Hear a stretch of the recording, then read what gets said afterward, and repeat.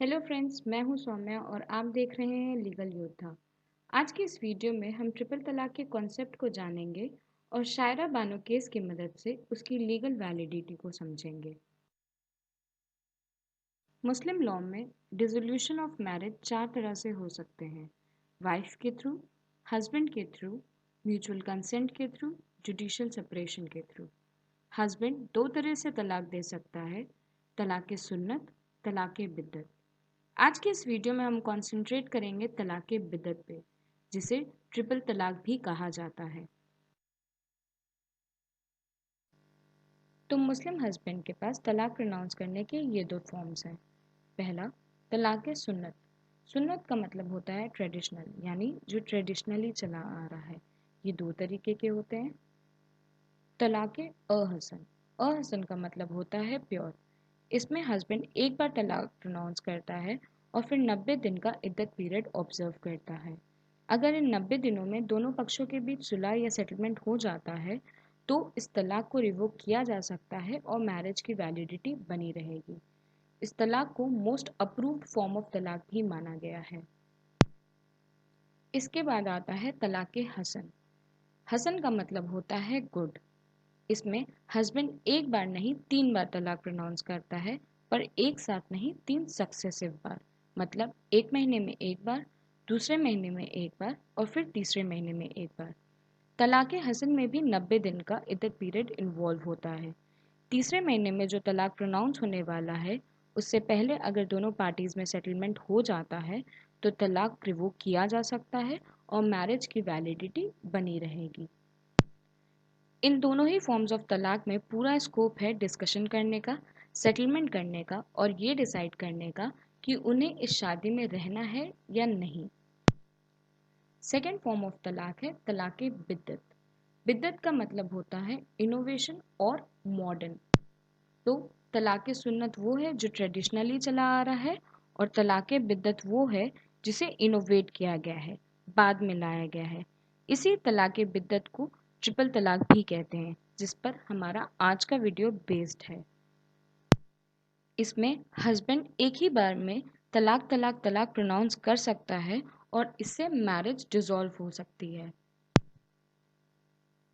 इस तलाक में पार्टीज को कोई भी टाइम पीरियड नहीं दिया गया है सोचने का, समझने का या इश्यूज सेटल करने का। बस हस्बैंड ने एक बार तलाक तलाक तलाक प्रोनाउंस कर दिया, फिर ना मीडियम मैटर करता है और ना ही इंटेंशन, और तलाक वजूद में आ जाता है जिसे रिवोक नहीं किया जा सकता। तलाक सुन्नत और तलाक बिद्दत में तलाक बिद्दत को काफ़ी बुरा माना गया है, क्योंकि सुन्नत के दोनों ही फॉर्म्स में सोचने और समझने का या इश्यूज सेटल करने का पूरा मौका दिया जा रहा है। वहीं तलाक बिद्दत में सोचने समझने या शादी बचाने का कोई मौका नहीं दिया जा रहा है और एक झटके में शादी को ख़त्म किया जा सकता है। इसलिए तलाक सुन्नत अप्रूव्ड फॉर्म ऑफ तलाक है और तलाक बिद्दत डिसअप्रूव्ड फॉर्म ऑफ तलाक है एक तरह से। इंडिया ऐसी पहली कंट्री नहीं है जो इंस्टेंट ट्रिपल तलाक को बुरा मानती है।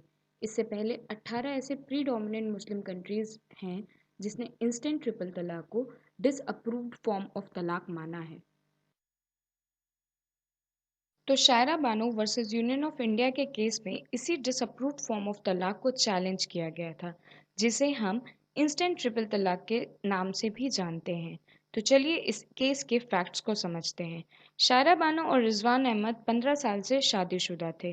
2016 में रिजवान अहमद शायरा बानो को ट्रिपल तलाक दे देते हैं, मतलब तलाक बिद्दत दे देते हैं।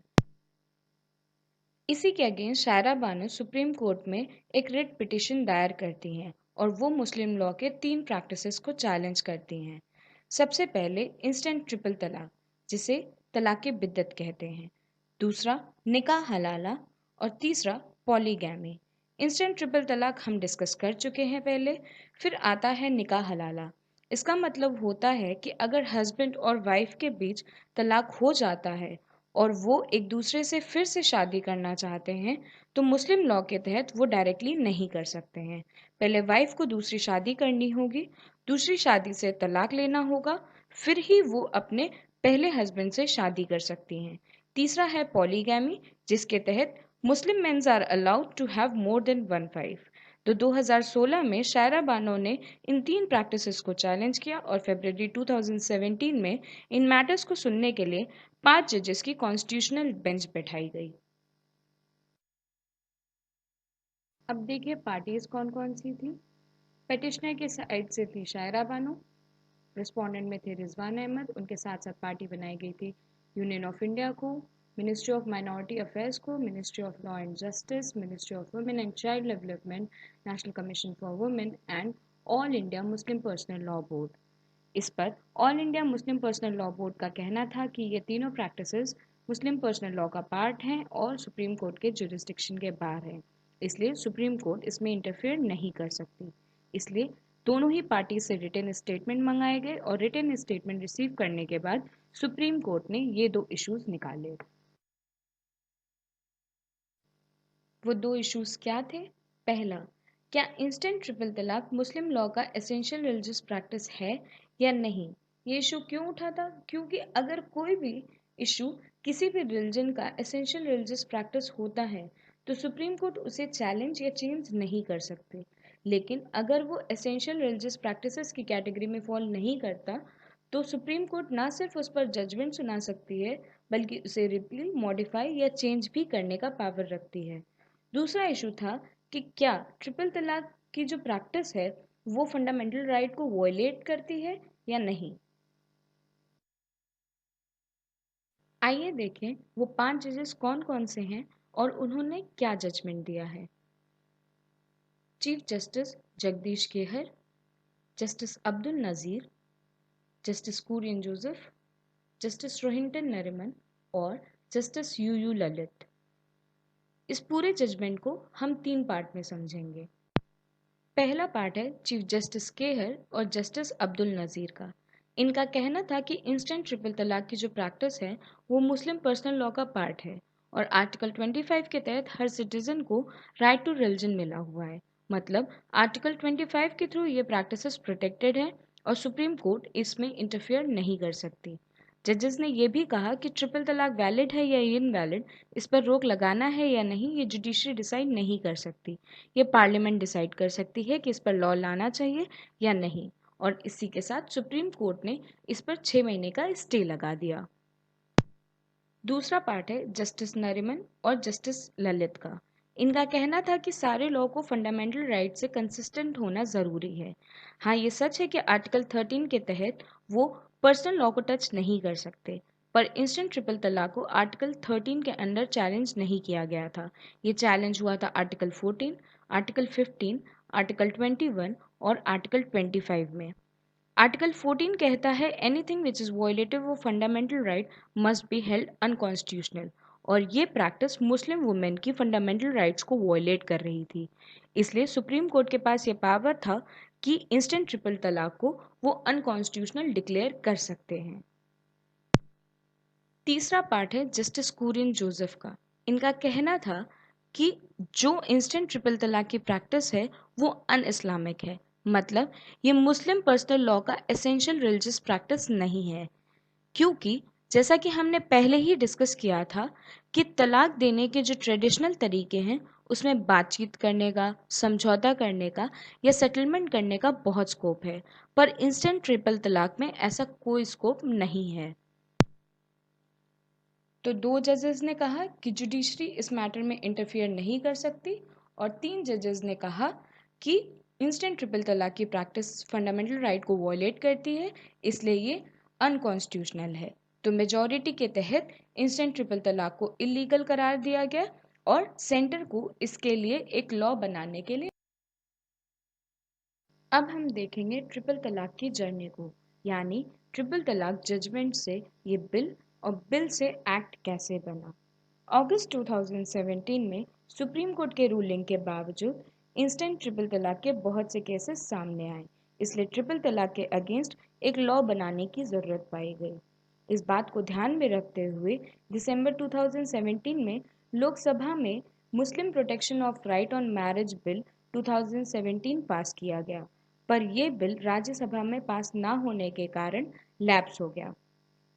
2018 सितंबर में कैबिनेट ने एक ऑर्डिनेंस पास किया जिसमें ट्रिपल तलाक को एक पनिशेबल ऑफेंस माना गया और 3 साल की जेल टर्म प्रिस्क्राइब की गई। फाइनली 2019 में इस बिल को लोकसभा और राज्यसभा दोनों से ही मंजूरी मिल गई और 2019 में ही इसे प्रेसिडेंट का एसेंट भी मिल गया और फाइनली ये बन गया the Muslim women protection of right on marriage act 2019। चलिए इस बिल के इम्पोर्टेंट प्रोविजंस देख लेते हैं। पहला है ऑफेंस और पेनल्टी का। ये एक्ट ट्रिपल तलाक को वॉइड और इलीगल डिक्लेयर करता है। इस एक्ट में ट्रिपल तलाक को एक कॉग्निजेबल ऑफेंस माना गया है, यानी इस ऑफेंस में पुलिस आपको बिना वारंट भी गिरफ्तार कर सकती है। साथ ही साथ 3 साल की जेल और फाइन प्रिस्क्राइब करती है। दूसरा प्रोविजन है कि कंप्लेंट कौन फाइल कर सकता है। Who can file a complaint? वो महिला जिसके अगेंस्ट ट्रिपल तलाक प्रोनाउंस किया गया है, उसके पास ये राइट है कि वो कंप्लेंट फाइल कर सकती है, या ऐसा कोई इंसान जो उस महिला से बाय ब्लड या बाय मैरिज से रिलेट करता हो, वो उस महिला के बिहाफ पर कंप्लेंट फाइल कर सकता है। तीसरा प्रोविजन है बेल का। मजिस्ट्रेट के पास ये पावर है कि वो बेल दे सकता है, लेकिन महिला की सुनवाई के बाद और अगर मजिस्ट्रेट को बेल देने के लिए रीजनेबल ग्राउंड लगता है तो। इस बिल में अलाउंस और कस्टडी की भी बात की गई है। इस प्रोविजन में कहा गया है कि क्योंकि ट्रिपल तलाक एक कॉग्निजेबल ऑफेंस है, यानी हस्बैंड को जेल हो सकती है, बावजूद इसके उसे अपनी वाइफ और डिपेंडेंट चिल्ड्रन को अलाउंस देनी होगी, और अगर माइनर चिल्ड्रन है तो उसकी कस्टडी वाइफ को देनी होगी। अगर आपको मेरा वीडियो पसंद आया हो then please do like share and subscribe. Also hit the bell icon for the updates. साथ ही साथ मुझे आप कमेंट्स में बता सकते हैं कि ट्रिपल तलाक के इस एक्ट को लेकर आपकी अपनी क्या राय है। You can also follow us on Instagram by the name Legal Yodha. Till then, see you in the next video. Bye.